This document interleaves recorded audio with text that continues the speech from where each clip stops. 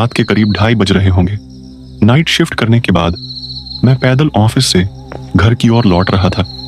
वाहन न होने के कारण बीते 1-1.5 साल से महानगर की सूनी वीरान और लंबी सड़कें हमेशा साया बनकर मेरे साथ चलती रही हैं। बाप रे, इतनी लंबी लंबी और भूतियां सड़कें खत्म होने का नाम ही नहीं लेती, बस चलती रहती हैं, चलती रहती हैं, रुकने का नाम ही नहीं लेती। कहीं ऐसा घनघोर अंधेरा कि पैर कहां पड़ रहे हैं पता ही न चले, तो कहीं खंभों की लाइट से फूटते सफेद झिलमिलाते प्रकाश में नहाती सड़कों की खूबसूरती देखते ही बनती है। रोजाना का रूटीन होने के कारण अब इन सूनी और अंधेरी सड़कों से डर नहीं लगता। इन्हीं सूने और वीरान रास्तों पर दिन भर इतना हैवी ट्रैफिक और चहल पहल रहती है कि एक कदम पैदल चलना भी दुश्वार हो जाए। जून की बेरहम गर्मी, माथे से चुहता पसीना, और ऐसे में अचानक हल्की हल्की ठंडी चलने लगे। माथे के पसीने से टकराती ठंडी हवा कितनी शीतलता प्रदान करती है। ऐसे में कौन बेवकूफ होगा जिसका मन गुनगुनाने को नहीं करेगा।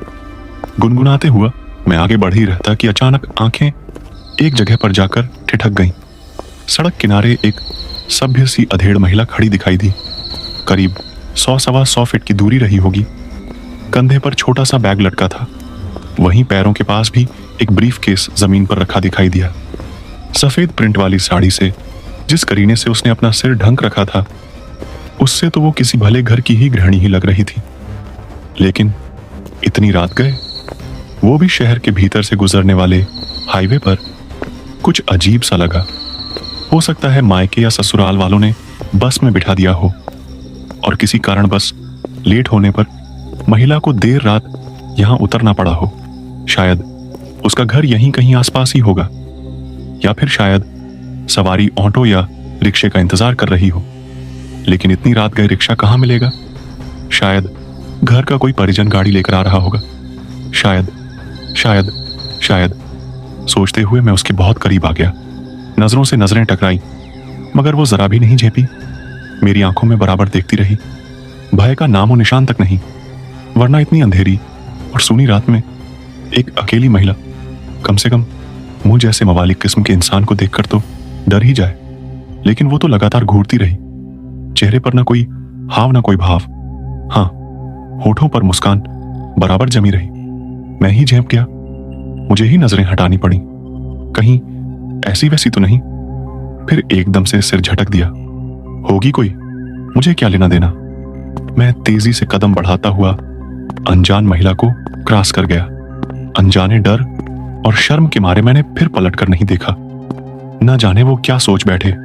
चलते चलते मैं दूसरी सड़क पर आ पहुंचा।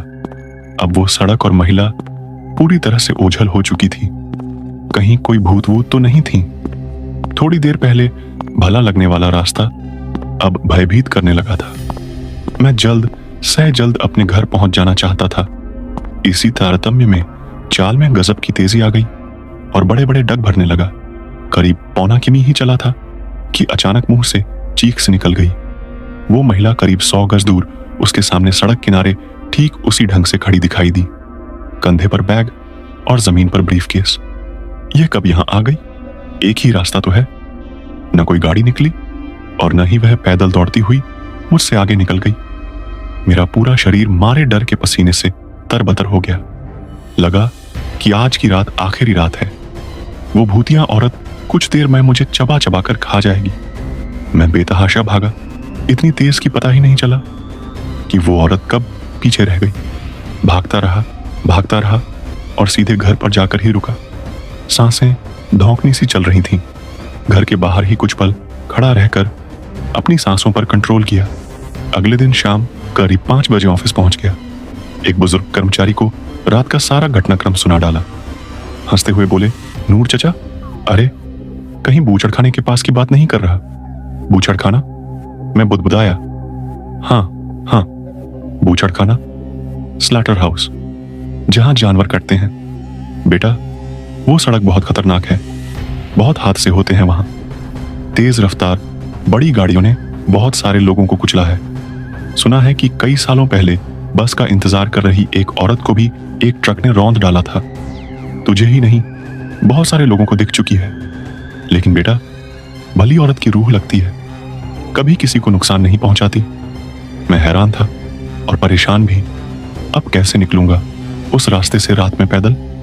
और एक आत्मा, औरत की रूह से आमना सामना हुआ है मेरा, वो भी भली औरत की रूह।